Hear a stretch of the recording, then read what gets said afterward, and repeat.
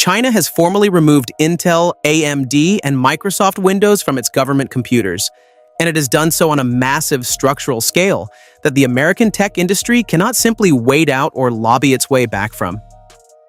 Recently, two Chinese government bodies quietly released a set of procurement guidelines.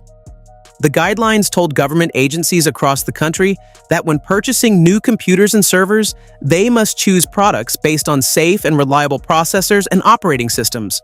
That phrase sounds neutral enough, but there was nothing neutral about the list that accompanied those guidelines. On the same day those procurement rules were published, China's Information Security Evaluation Center released its official list of approved processors. The list contained 18 entries. So every single one of them was from a Chinese company. Intel and AMD were nowhere on it. The guidelines applied to all government agencies above the township level. By March 2024, when Western media began reporting on the policy, it had already been in implementation for months. China was Intel's single largest market. In 2023, China accounted for just over 27% of Intel's total revenue. That was more than $14 billion out of a total of roughly $54 billion in annual sales.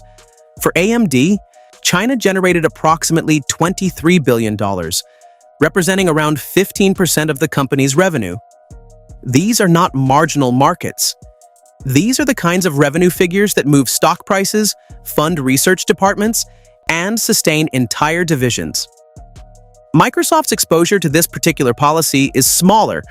China accounts for roughly 1.5% of Microsoft's overall revenue, but that is partly because the Chinese government had already been working to replace Windows with Linux-based domestic alternatives well before the December 2023 guidelines were published. For Microsoft, the loss is more symbolic than catastrophic. For Intel, losing a quarter of your global revenue from a single market is a genuine structural problem. And the government sector is not where the impact stops. When the Chinese government signals that American chips are not safe and not reliable, that message ripples outward. State-owned enterprises, companies in energy, telecommunications, railways, banking, take their cues from Beijing. Private contractors who work with government agencies follow procurement requirements too.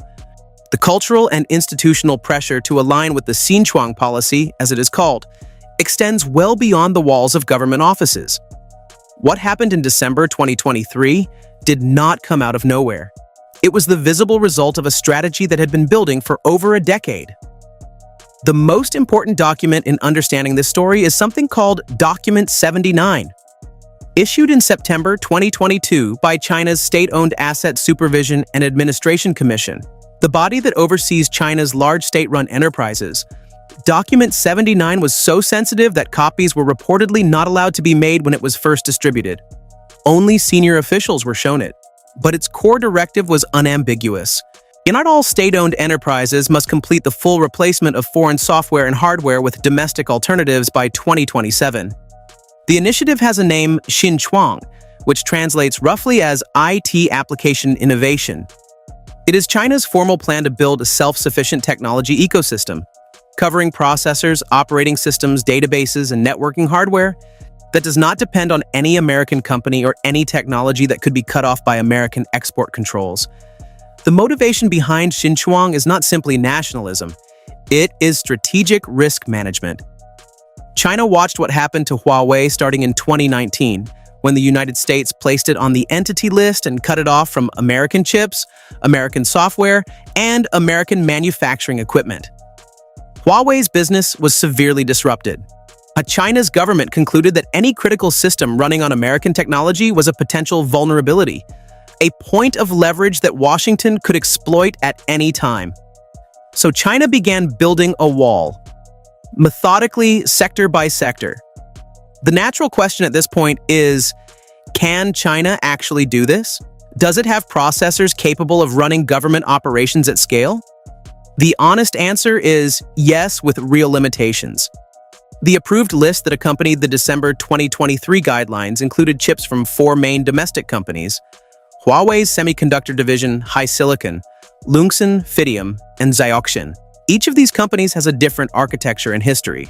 Fidium, which was developed originally under China's National University of Defense Technology, has become one of the most commercially successful of the group. By late 2024, the company reported selling over 10 million units of its Phytang series processors, used in everything from cloud servers to desktop terminals across key national projects. Despite being placed on the US Entity List, which restricts its ability to import American components, Fidium has continued to develop competitive products. Its 64-core Tengyun S2500 server chip and its FTC870 desktop processor have drawn comparisons to ARM-based server chips from established global players. Lungxin, which has roots going back to a Chinese Academy of Sciences project from the 1990s, has its own original instruction set architecture called LungArch. One of its processors has been used aboard China's Tiangong space station. Lungxin has supplied chips to Chinese schools and is expanding in the government sector. Independent benchmarks have shown that Chinese domestic processors are generally not competitive with the latest Intel or AMD chips for high-performance tasks. The performance gap is significant, especially in compute-intensive workloads. For routine government office work, document processing, email, spreadsheets, basic database queries, the performance gap is manageable. But for more demanding workloads in scientific computing, data centers, and AI infrastructure, the gap is real and acknowledged even within China. This is precisely why the government sector is where the replacement begins. It is the most politically controlled, the most operationally flexible, and the least performance-demanding environment. It is the proving ground. On the software side, replacing Microsoft Windows is arguably less technically difficult than replacing Intel Silicon, but it requires enormous coordination. China has not built a single national operating system. Instead, it has certified a set of Linux-based operating systems from domestic vendors that meet Xinjiang standards. These include systems from companies like Kylin Software and Neo-Kylin, which have been in development and government deployment for years. The shift to Linux is not new. China has been pushing government agencies toward domestic OS options since at least 2019, but the December 2023 guidelines formalized and accelerated the requirement. For Microsoft, as mentioned, the revenue impact from this specific policy is limited, but the broader dynamic matters. In 2018, HP Enterprise held a 14.1% share of China's enterprise tech market. By 2023, that had fallen to 4%. Cisco's market share halved over the same period, dropping to around 8%. These declines predate the December 2023 guidelines and reflect the cumulative effect of years of Xinjiang implementation. Microsoft's Chinese sales already accounted for only about 1.5% of the company's total global revenue by the time the guidelines were published. A number that tells you the erosion was already well underway before Beijing made it official.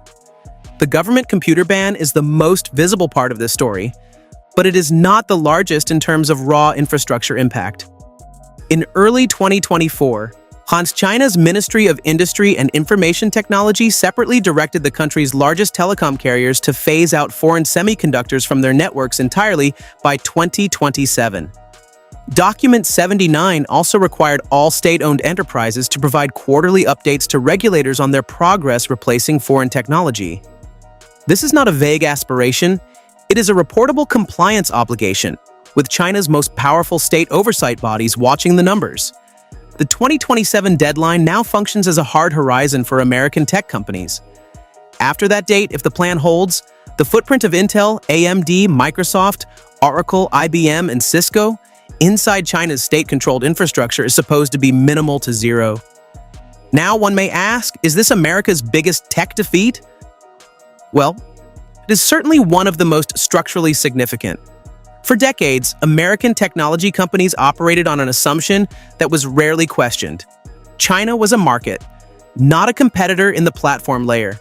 China could make consumer goods, could assemble iPhones, could produce large volumes of legacy chips, but the foundational technology stack, the processors and operating systems that everything ran on, remained American. That assumption is now being systematically dismantled. What Beijing has done is not just buy less American technology. It has decided to build a parallel technology ecosystem, one that, even if it is currently less powerful than the American one, is designed to be sovereign. It cannot be sanctioned away. It cannot be turned off by an export control. Once it is built, it is China's. The irony that many analysts have pointed out is that American export controls may have accelerated exactly the outcome they were meant to prevent. By restricting China's access to advanced chips and forcing Huawei off American supply chains, Washington gave Beijing a powerful political justification to do what it had been slowly building toward anyway: become self-sufficient. The sanctions did not stop China's semiconductor ambitions. They gave those ambitions an urgent nationalistic energy. There's a parallel worth noting.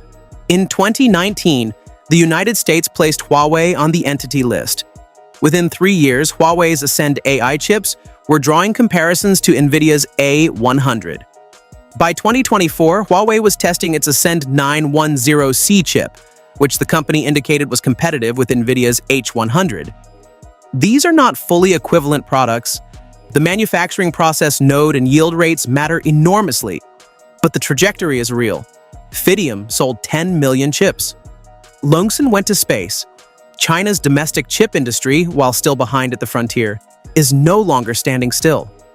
But this story would be incomplete without acknowledging the genuine obstacles China faces.